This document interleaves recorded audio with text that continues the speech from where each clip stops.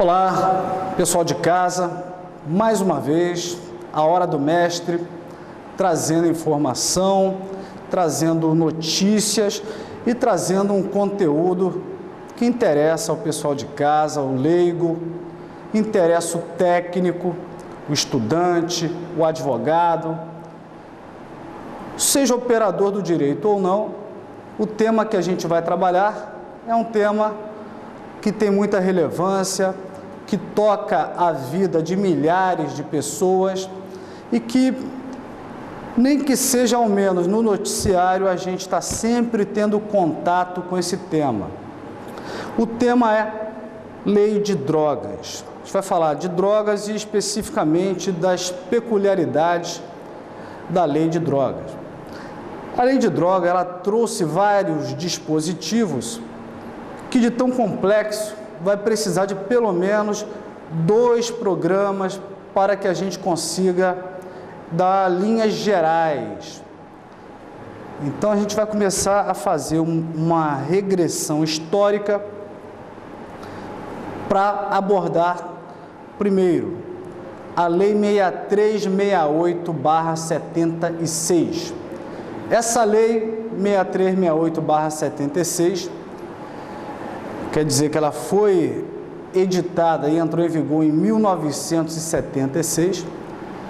Ela vigorou até 2006. Então, praticamente 20 anos de vigência, regulando as condutas criminosas relacionadas à droga. Em 2006, foi editada uma nova lei, a Lei 11.343. Lei 11.343 passou a ser a nova lei de drogas. Primeira observação é a gente perceber que quando há uma sucessão de leis, a lei posterior entrando em vigor, é verificar se a lei posterior revogou a lei anterior. E se essa lei posterior, a lei nova, a lei atual, ela vai ser aplicada aos crimes antigos, ou apenas vai ser aplicada aos crimes novos, que forem praticados após o início da vigência dessa lei. Então, a primeira informação é a lei anterior, que é a Lei 6368/76. E depois a Lei 11.343 de 2006, uma lei que foi editada e entrou em vigor 20 anos após o início da vigência da Lei 6368. Então, a Lei 6368 morreu jovem, aos 20 anos. E fica a dúvida, os crimes antigos serão regulados com base na lei nova ou com base na lei antiga? Primeira informação, assim, técnica, que aí o pessoal que está em casa, que está preocupado em concurso público, faculdade, é se essa lei nova, ela vai ser aplicada retroativamente. Se ela pode ser aplicada a crimes antigos. Isso se chama a retroatividade da lei penal. E regra básica, sempre que a lei penal nova for mais benéfica, ela retroage, ela vai agir no passado, ela vai ser aplicada aos crimes antigos. Quando a lei penal nova não for mais benéfica, ela não retroage, ela não é aplicada a crimes antigos, apenas aos crimes novos. É como se a gente fizesse o seguinte raciocínio: o criminoso, ele tem que ser avisado, olha, essa conduta é crime, e a pena é X, a pena é Y, é Z. Então, só posso aplicar uma pena ao criminoso se ele foi avisado antes. Então, em regra, você vai aplicar a lei que estava vigente na época do crime. E a lei nova só é aplicada aos crimes futuros. Porém, a lei penal nova, que de qualquer modo beneficiar o réu, ela vai ser aplicada. E se a gente for comparar os dispositivos legais da Lei 6368 e os dispositivos legais da Lei 11.343, vamos concluir que a lei nova ela é mais dura, mais severa, mas nem sempre. Então, em alguns pontos, a lei nova é mais benéfica, mas na grande maioria, a lei nova é mais severa. Eu vou dar um exemplo. O crime de tráfico de drogas era punido, com base na lei antiga, com a pena de 3 a 15 anos. Pena mínima de 3 anos, pena máxima de 15 anos. Com a edição da lei nova, a pena passou a ser, no mínimo, 5 e no máximo 15. Percebemos que quanto à pena máxima não houve alteração. Era 15 anos de pena máxima, continuou sendo 15 anos de pena máxima. Quanto à pena mínima é que houve um agravamento, um endurecimento, porque de acordo com o artigo 12 da Lei 6368, a pena mínima era 3. Mas de acordo com a lei nova, artigo 33, que tipifica penalmente a conduta do tráfico, a pena mínima é de 5. Então, numa análise superficial, a gente já verifica que, no mínimo, o traficante ficava preso 3 anos. Agora, de acordo com a lei nova, no mínimo fica preso 5. Então, essa lei nova é mais dura, mais severa. Mas nem sempre. Pontualmente, a lei acabou beneficiando, corrigindo algumas distorções. Uma outra mudança que houve nessa sucessão de leis é que antes a lei ela falava em crime de tráfico de entorpecentes, uso de entorpecentes. Agora a designação mudou. A designação agora é droga. A gente não fala mais tráfico de entorpecente. A gente fala tráfico de drogas. Por quê? Porque a lei nova ela se adaptou a uma linguagem que estava sendo usada no mundo todo. O Brasil fez assumiu compromissos internacionais para combater essa chaga que é a circulação de drogas. E resolveram afinar o discurso falando a mesma linguagem. Então, para o técnico, para o estudante do direito, para o concurseiro, se for perguntado em uma prova, principalmente prova oral, qual é o nome do delito previsto na Lei 11.343, se colocar alternativa A, tráfico de entorpecentes, alternativa B, tráfico de drogas, você tem que assinalar a alternativa B, porque o nome do crime é tráfico de drogas. Poderiam perguntar de outra maneira, e aí fica a dica para o técnico. O pessoal de casa não precisa se prender a essa informação que eu vou dar. É costume perguntar em concurso público qual é o objeto material do crime. O objeto material do crime de tráfico não é substância entorpecente, e sim droga. Então, o objeto material é a droga. É uma linguagem técnica, não interessa para o cidadão de casa. Senhores, muita dúvida surge quanto à configuração do crime de tráfico. Tráfico é só quando vende? Se não estiver vendendo, estiver praticando uma outra conduta, também é tráfico?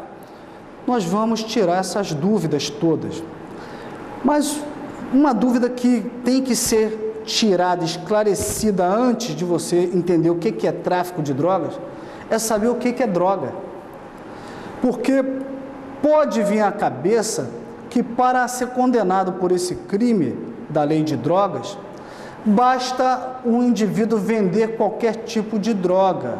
Qualquer droga que entorpeça, que seja um psicotrópico, que atue na sua mente, retirando o seu estado de percepção, alterando, ou qualquer droga que cause uma dependência física, psíquica, química, é condenado por tráfico. Anabolizante, a pessoa que vende anabolizante, é condenado como traficante de drogas? Então, primeira questão que a gente vai abordar, o que é droga? Droga, então, para fins de ser condenado pelo crime de tráfico de drogas, é aquela substância que está elencada num rol editado pela Anvisa, Agência Nacional de Vigilância Sanitária.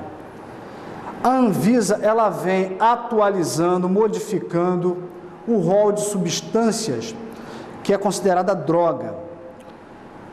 Nós fomos buscar no Ministério da Saúde, a gente vai ver que existe a portaria 344/98, ou seja, uma portaria que foi editada em 1998 e, eventualmente, ela vem sendo atualizada para incluir ou excluir substâncias desse rol, fazendo com que o juiz condene ou não pelo crime de tráfico de drogas. Porque é muito simples a gente ouvir falar e reconhecer que vender maconha é tráfico de drogas, vender cocaína é tráfico de drogas, vender crack é tráfico de drogas, mas existe uma série de substâncias que não são conhecidas popularmente, mas que também é tráfico de droga. E outras substâncias que causam dependência física, psíquica, que entorpece, como álcool, cigarro, cola de sapateiro, que tem na sua composição o tolueno, que também causa dependência física, química, que também causa o quê?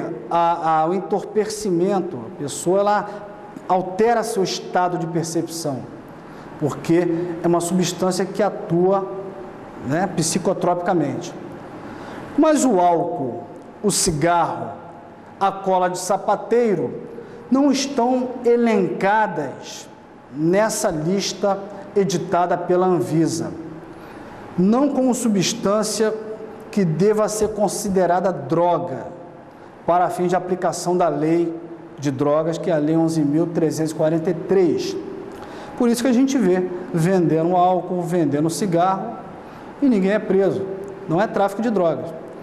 A gente conhece também que não posso fornecer álcool, cigarro, cola de sapateiro para menor de 18 anos, porque é crime.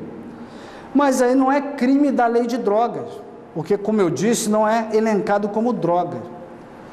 Não é droga para fim de aplicação da Lei 11.343. É considerado crime pelo ECA, Estatuto da Criança e do Adolescente.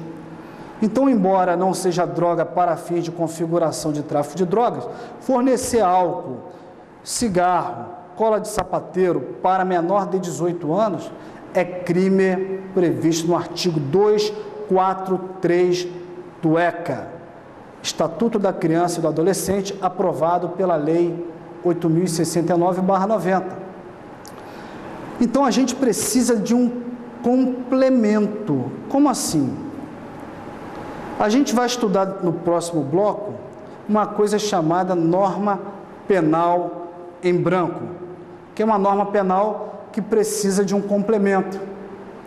E esse complemento a gente tem que buscar fora da lei penal. Então, até daqui a pouco, a gente vai voltar para falar sobre norma penal em branco. Abraço a todos, até daqui a pouco.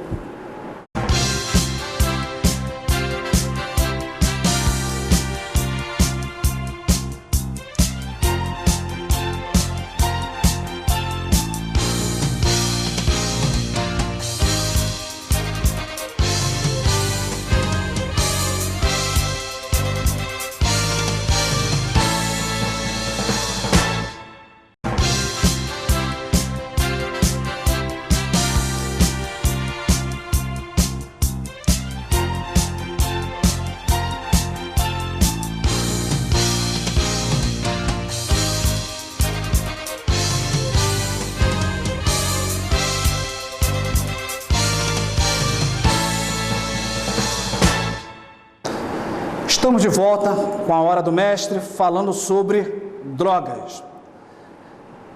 Acabamos o primeiro bloco falando sobre a preocupação em identificar o que é droga. E vimos que não basta olhar para a conduta humana e olhar para a Lei 11.343. Por quê? Eu vejo o indivíduo vendendo álcool, que é a substância que causa dependência, que causa entorpecimento por ser uma substância psicotrópica, e eu olho para a Lei 11.343, que fala que vender droga é crime, punido com 5 a 15 anos. Como é que eu posso concluir se o balconista do bar que vendeu essa cerveja, a cachaça, a vodka, praticou ou não essa conduta criminosa?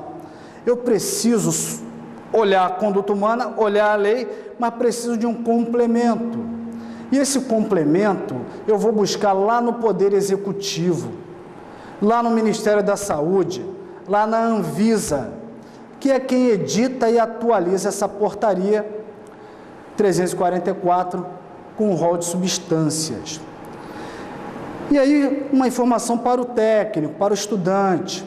Sempre que você pegar a lei penal e não conseguir definir exatamente qual é a conduta proibida, porque você precisa de um complemento, você chama essa norma penal, você classifica essa norma penal de norma penal em branco. Então, eu não consigo concluir que vender cerveja, vodka, cachaça é ou não é crime de tráfico de drogas só olhando para a lei. Eu vou ter que buscar essa portaria da Anvisa. Aí eu vou verificar que essa substância não está naquele rol, naquela portaria, e concluo que não houve crime de tráfico de drogas.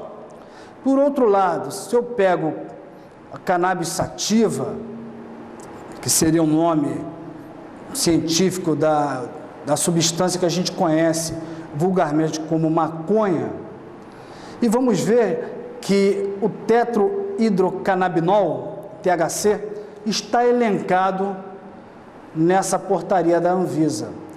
E só com esse complemento, com a portaria da Anvisa, é que eu consigo concluir que vender maconha é crime de tráfico de drogas. Diferente do crime de homicídio, porque o crime de homicídio está lá, artigo 121 do Código Penal, matar alguém. Eu olho para a lei penal, matar alguém, pena de reclusão de 6 a 20 anos. Olho para o caso concreto, Caio efetuou 10 disparos e tirou a vida de Tício. Eu consigo concluir que Caio praticou um homicídio, olhando para o caso concreto e comparando com o que está descrito na lei. Não preciso de um complemento, não preciso de ir a uma outra lei, a um outro ato.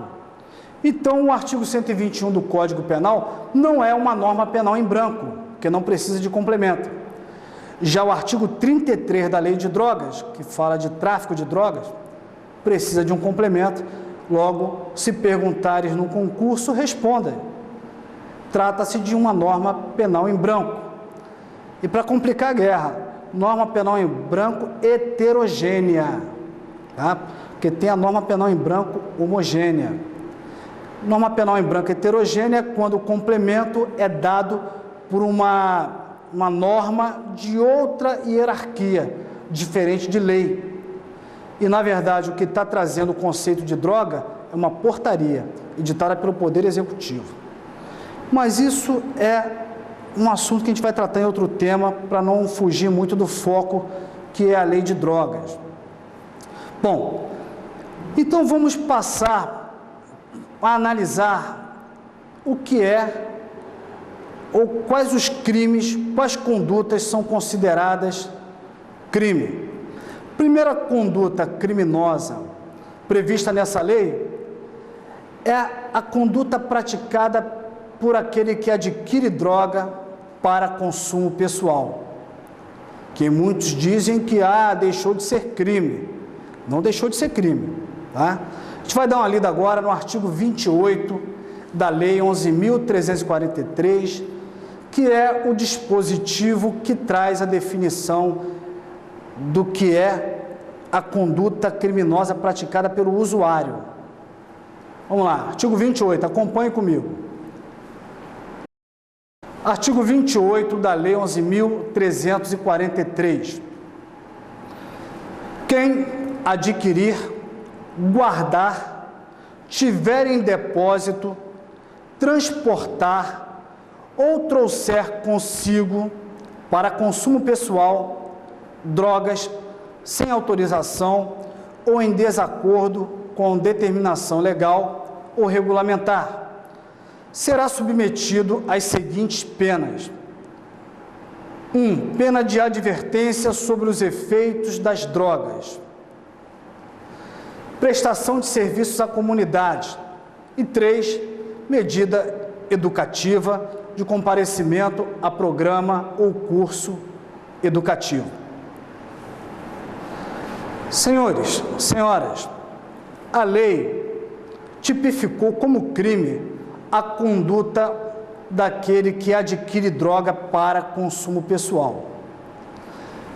Primeira discussão que a gente vai enfrentar aqui é a seguinte: usar droga é crime? Usar droga não é crime. Ué, como não é crime? Fumar maconha não é crime? Não. A lei não previu como crime usar maconha, aspirar cocaína, fumar crack. Ué, mas não entendi, acabou de ler o artigo 28 falando que é crime. Temos que entender o seguinte: não adianta o delegado, o juiz, o promotor, o vereador, o governador, o presidente querer rotular o teu comportamento, a tua conduta como crime. Só pode ser considerado crime aquela conduta que foi descrita na lei penal. É uma garantia do cidadão. Então, eu não fico nas mãos do juiz, do delegado.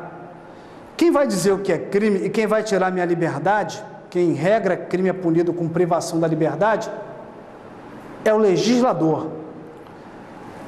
É o conjunto dos deputados federais com os senadores, que teoricamente são nossos representantes. Então, só o povo, através de seus representantes, é que vai poder dizer o que é considerado crime e qual a consequência do crime.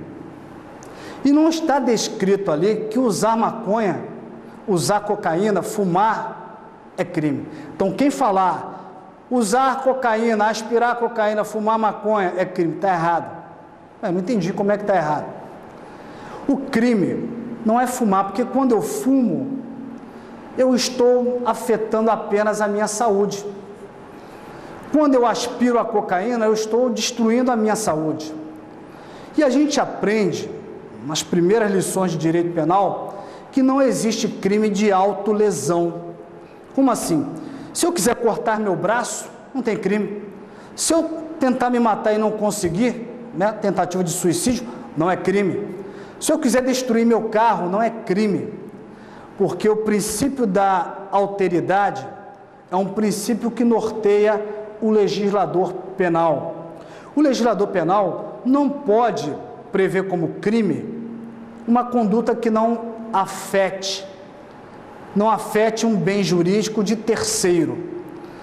Se a minha conduta não ameaça e muito menos provoca dano a um bem jurídico alheio, não tem crime.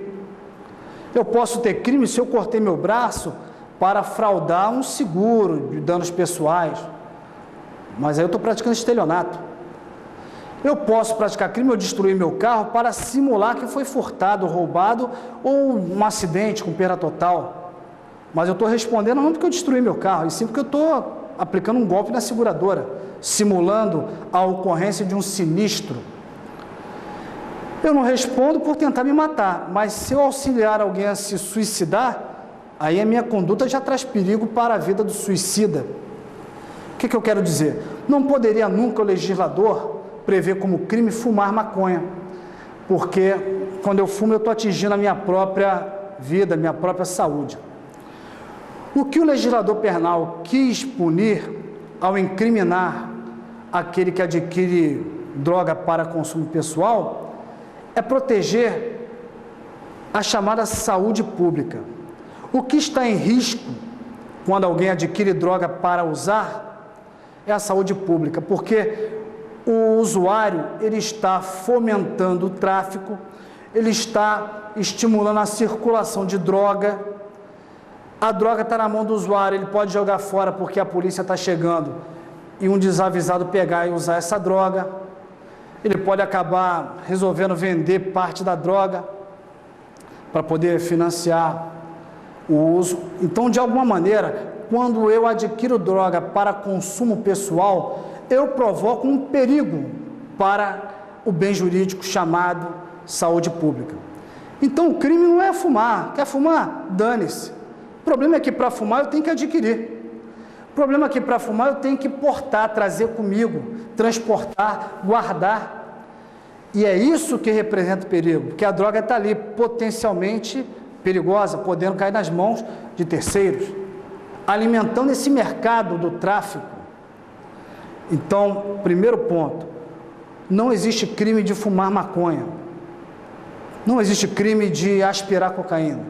O crime é adquirir droga para consumo pessoal, transportar droga para consumo pessoal, portar droga para consumo pessoal, guardar droga para consumo pessoal.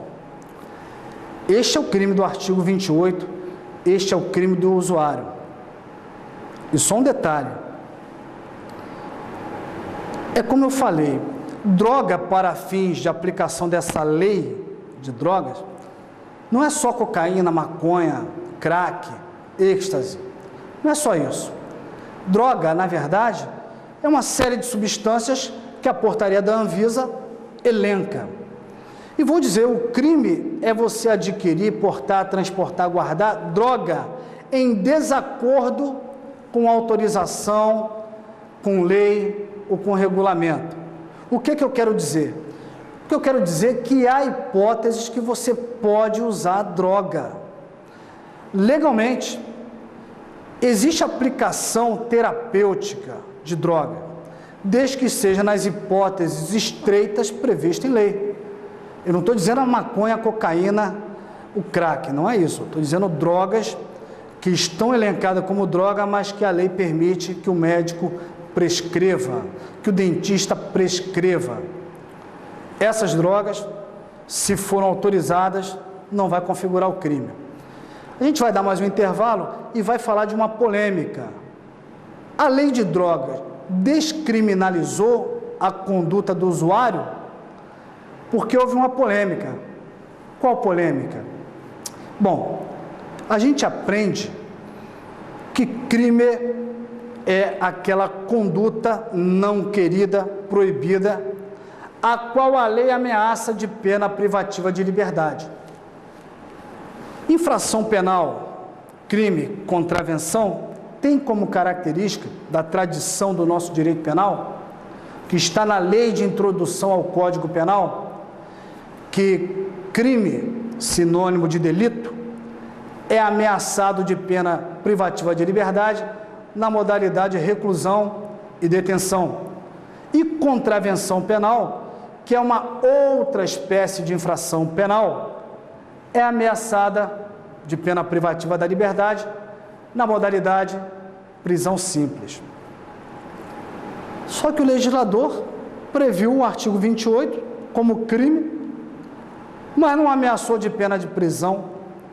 E muitos passaram a defender que, como não está sendo ameaçado de pena de prisão, não há possibilidade de se prender o usuário, deixou de ser crime. Houve uma descriminalização. Vamos voltar nesse ponto daqui a pouco. Não troque de canal.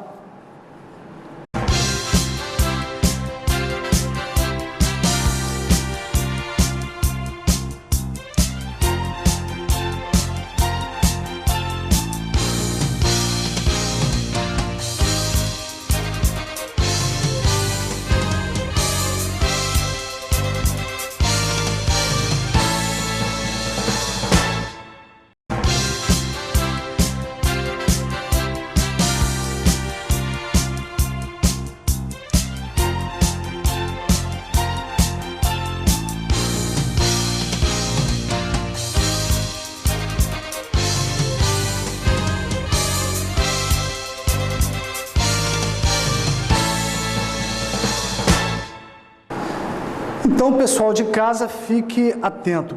Qual lado que você está? Se você está do lado do preso, né, do acusado, tem que procurar demonstrar que adquiriu, caso não consiga negar esse fato, mas adquiriu com a finalidade especial. Qual?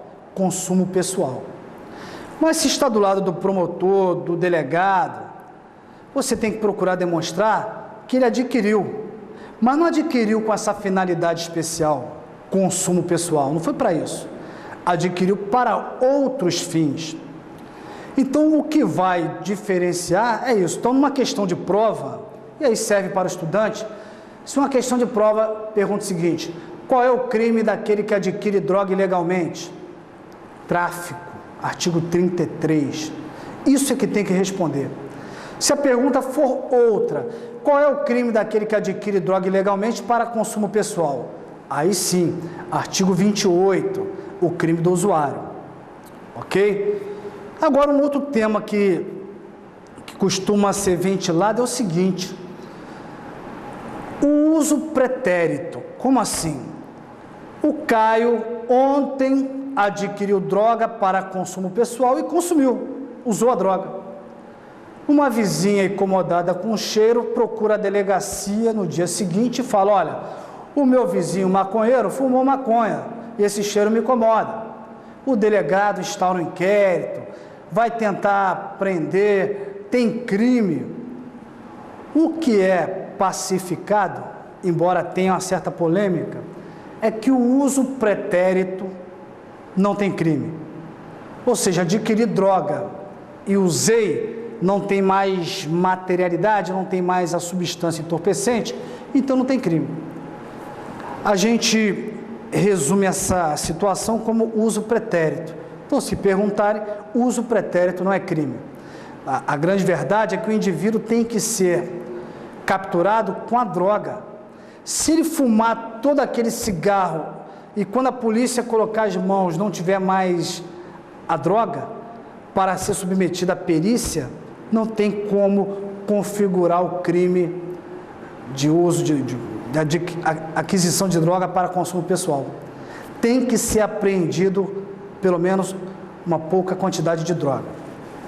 Senhores, uma outra questão que a gente aborda é se é possível aplicar o princípio da insignificância, no caso do crime do usuário, que adquirir droga para consumo pessoal.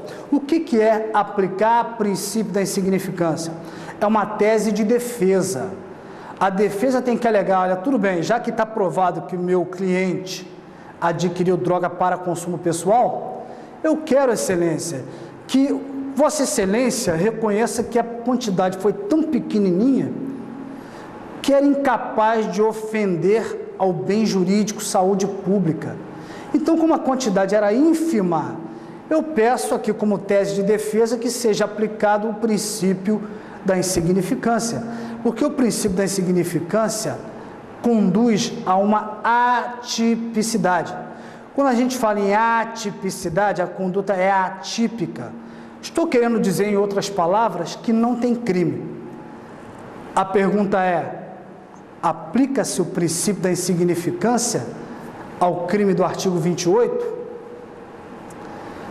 Nós vamos ver, quer dizer, se é cabível ou não, e mais, se é cabível dentro do estabelecimento militar, porque o Código Penal Militar, no artigo 290, também prevê como crime usar droga dentro do estabelecimento militar. Até daqui a pouco.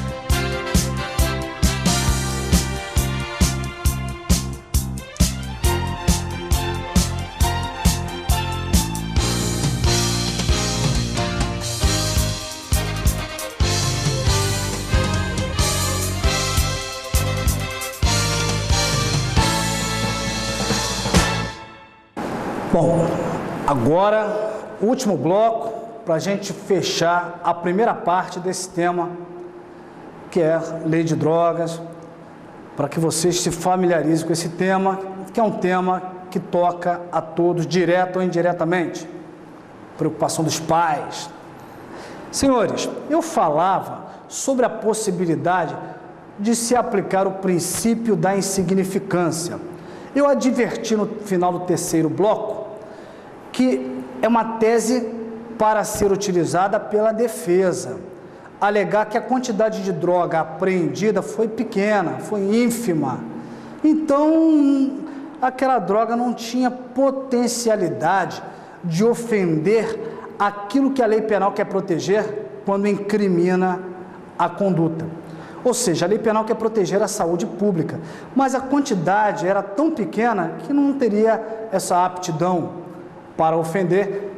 Então, aplicava-se o princípio da insignificância, o princípio da bagatela, que a gente vê muita aplicação em crime de furto, mas estavam querendo aplicar como tese de defesa na lei de drogas. Bom, com relação ao tráfico de drogas, não há dúvida, não é admitida a aplicação desse princípio. Ainda que o traficante seja flagrado com pouca droga, não vai poder invocar esse princípio. Aí não há dúvida. A dúvida que despertou divergências, cada juiz decidia de um jeito, e a questão vinha parando nos tribunais superiores, Superior Tribunal de Justiça, Supremo Tribunal Federal, era com relação à aplicação desse princípio no artigo 28. Aquele que está sendo acusado de ter praticado o crime do artigo 28, poderia invocar esse princípio em sua defesa? O Superior Tribunal de Justiça vem rechaçando essa possibilidade. Não, porque a conduta do usuário, ela é nociva, ela tem periculosidade social, sim, porque estimula o tráfico. E o tráfico, a reboque, acarreta outros crimes, homicídios, roubos, armas, corrupção. Então, o usuário alimenta toda essa cadeia, logo, ainda que a quantidade apreendida com o usuário seja ínfima, essa conduta merece reprovação, sim, não é admitida a aplicação do princípio da insignificância. Em outras palavras, condena. O Supremo Tribunal Federal, que é um tribunal que está hierarquicamente acima do STJ, o Supremo, num primeiro momento, não vinha admitindo a aplicação desse princípio, ou seja, endurecia com o usuário. Mas decisões mais recentes do Supremo Tribunal Federal veio admitindo ao juiz reconhecer a incidência do princípio da insignificância e absolver o acusado se esse que adquiriu, que guardou, que transportou, que trouxe consigo droga para consumo pessoal, foi surpreendido com ínfima quantidade de droga. Em outras palavras, o STJ entende uma coisa, o STF entende outra, vem entendendo de forma diferente. Logo, cabe à defesa verificar como é que o juiz aqui de Itaperuna, se for aqui na cidade, decidiu. O juiz não aplicou o princípio da insignificância. Aí você vai recorrer para o Tribunal de Justiça. E os desembargadores do TJ também não reconheceram. Aí você vai recorrer contra a decisão dos desembargadores do TJ, Tribunal de Justiça, vai para os ministros do STJ, que também não admite aplicação. E eles vão dizer, olha, também não vou permitir a aplicação do princípio da insignificância. Mantenho a condenação do juiz de primeiro grau. Cabe ao advogado recorrer ao Supremo Tribunal Federal.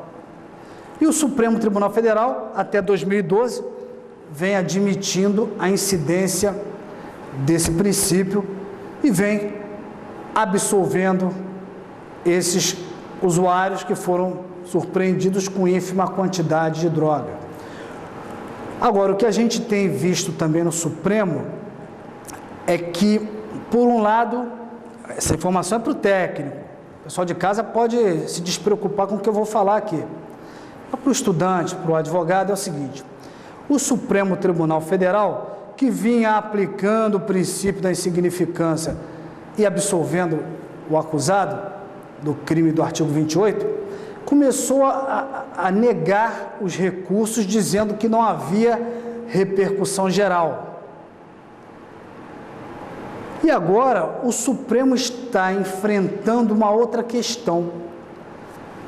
Agora o Supremo submeteu ao Pleno, que é o conjunto de todos os ministros do STF, uma questão que eles reconheceram que tem repercussão geral, que é de interesse de todos, que desperta interesse de toda a coletividade. É o seguinte: se esse artigo 28, que incrimina a conduta do usuário, né, aquele que adquire droga para consumo pessoal, se esse artigo 28 não fere a Constituição Federal.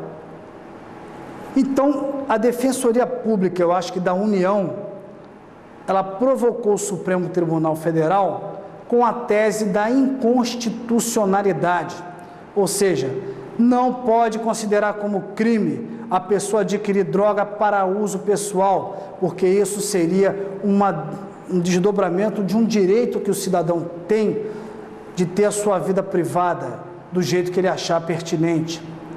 Então, realmente, a Constituição Federal garante a todos os cidadãos que você tenha a sua vida privada livre da interferência do Estado. É óbvio que eu não posso, na minha vida privada, estuprar, matar. Mas a tese da Defensoria Pública é que eu usar maconha não estou atingindo ninguém. Eu aspirar uma cocaína não estou atingindo ninguém.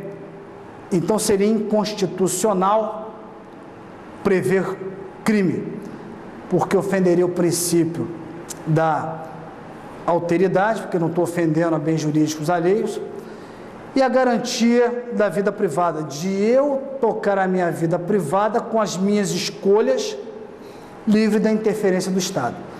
É um tema muito polêmico que o concurseiro tem que acompanhar, porque o Supremo ainda não decidiu, está fervilhando. Bom, então, para a gente organizar as ideias e voltar a conversar com um cidadão que não é técnico, não podemos aplicar a tese da insignificância no crime de tráfico.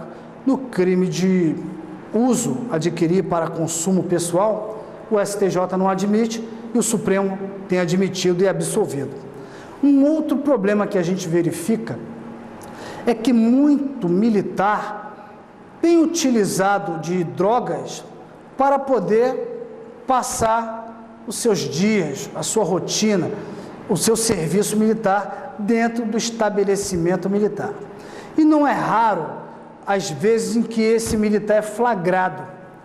E a pergunta é: o militar que é flagrado com droga para consumo pessoal dentro do estabelecimento militar, esse militar pratica o crime do artigo 28 da Lei de Drogas?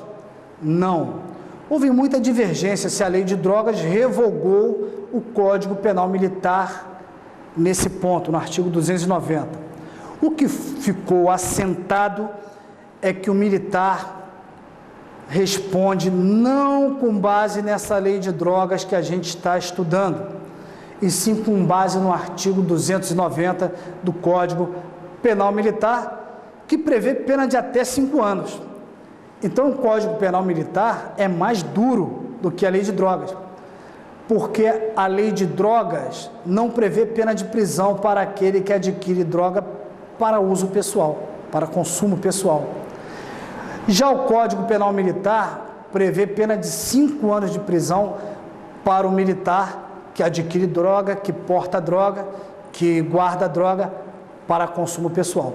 Muito mais duro. Então, essa dúvida não há. O Código Penal Militar, o seu artigo 290, continua em vigor. A única discussão é se é possível aplicar o princípio da insignificância e absolver o militar que é encontrado com ínfima quantidade de droga dentro do estabelecimento militar. Foi uma questão tormentosa, uma questão que trouxe divergências, mas o que tem prevalecido, inclusive na Suprema Corte, Supremo Tribunal Federal, é que não se aplica o princípio da insignificância, porque além da questão da saúde pública, o que está em jogo dentro do crime de adquirir droga para consumo pessoal dentro do estabelecimento militar é a disciplina, é a hierarquia, é a própria segurança pública, porque nós temos homens treinados, pilotando máquinas de guerra e sob influência de droga. Então, ainda que a quantidade surpreendida com o militar fosse ínfima, não tem sido admitida a aplicação dessa tese da insignificância, ou seja, vai ser condenado, ainda que a quantidade seja pequena. Para a gente finalizar, um tema também muito interessante é o seguinte: aquele indivíduo que é encontrado com uma planta, a cannabis sativa, a pessoa que semeia, cultiva, colhe, planta para fim de preparar droga, essa pessoa, ela pratica o crime de tráfico ou pratica o crime do usuário? De acordo com a lei antiga, com a lei 6368, que não está mais em vigor, ela dizia que plantar é crime de tráfico, e pronto. Aí surgiu a discussão: mas se eu plantei para preparar droga para o meu consumo pessoal, a lei anterior não fazia distinção, era só tráfico de drogas. Surgiram três correntes: se eu planto droga para produzir droga, se eu semeio, cultivo, colho, planta para preparar droga, para vender, é tráfico. Mas se eu semeio, cultivo, colho, planta para preparar droga para meu consumo pessoal, essa era a dúvida. Três correntes. Uma primeira corrente dizia: é tráfico sim, que a lei não disse que não é tráfico, falou que plantar é tráfico, não interessa se é para consumo pessoal ou para vender, a lei não especificou, não cabe ao intérprete especificar.